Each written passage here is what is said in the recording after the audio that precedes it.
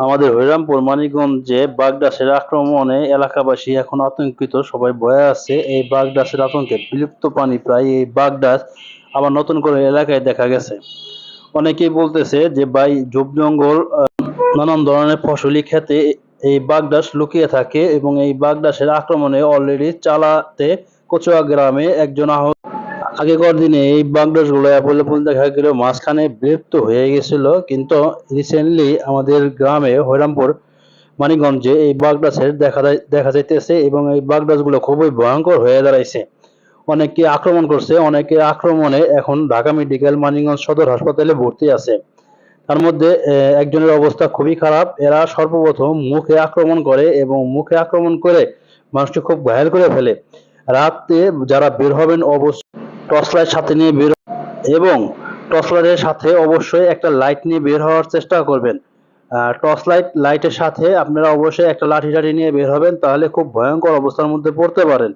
এই বাগদাস গুলো আগে আগে গ্রাম অঞ্চলে পাওয়া যেত, মাঝখানে খুবই রেয়ার, এগুলো দেখা যায় না, কিন্তু রিসেন্টলি দেখা যাইতেছে।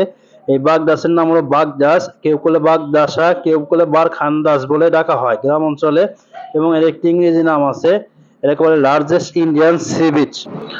রমজান মাস চলতেছে, রমজান মাসে আমরা ম্যাক্সিমাম লোকই ভোর রাত্রে বের হইতে হয়। দেখা গেছে আমরা উজু করতে বের হই, সেহরি খাইতে বের হই, সেহরি খাওয়ার পরে অনেক সময় বাইরে একটু হাঁটাহাঁটি করি। খুব ভয়ঙ্কর অবস্থা গ্রামে, মানিকগঞ্জ হরিরামপুরের চালাতে এবং কয়েকটা গ্রামে এই বাগদাসের আক্রমণে অলরেডি অনেকেই আহত। এই জন্য আপনারা যারা বের হবেন প্লিজ সতর্কর সাথে বের হবেন। বিশেষ করে বের হওয়ার সাথে আপনারা একটা লাঠি রাখবেন। লাঠি কি হবে, আপনাদেরকে এটাকে সেফটি থেকে রক্ষা করার জন্য কাজে লাগতে পারে।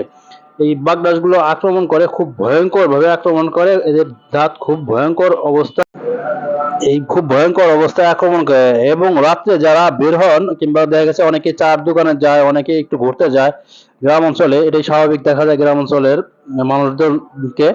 আপনারা অবশ্যই একা বের হবেন না, কমপক্ষে দুজন তিনজন করে বের হওয়ার চেষ্টা করবেন।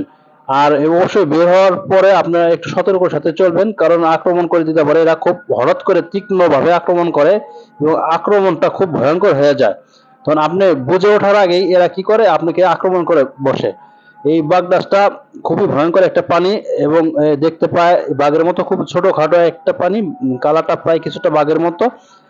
এই বাগদাস বাংলাদেশ ছাড়াও আরো এশিয়া মহাদেশে আরো অনেক দেশে দেখা যায়, বিশেষ করে ইন্ডিয়া, নেপাল, শ্রীলঙ্কা, পাকিস্তান, এই বাগদাস গুলো বেশি দেখা যায়। আমাদের দেশের বাগদাস গুলো আগে অ্যাভেলেবল ছিল, এখন প্রায় বিলুপ্তির পথে, কিন্তু এখন এই বছর 2025-এ এই বাগদাস গুলো দেখা যাচ্ছে যে তারা আবার নতুন করে দেখা যাচ্ছে। এবং যদি কেউ এই বাগদাসকে দেখে ফেলেন, মেনে না ফেলে আপনারা পানি অধিদপ্তরে খবর দিবেন, তারা এদেরকে ধরে নিয়ে সংরক্ষণ করবে। প্রত্যেক পানি আল্লাহ পাকের সৃষ্টি, কোনো পানি, সকল পানি আল্লাহ পাকের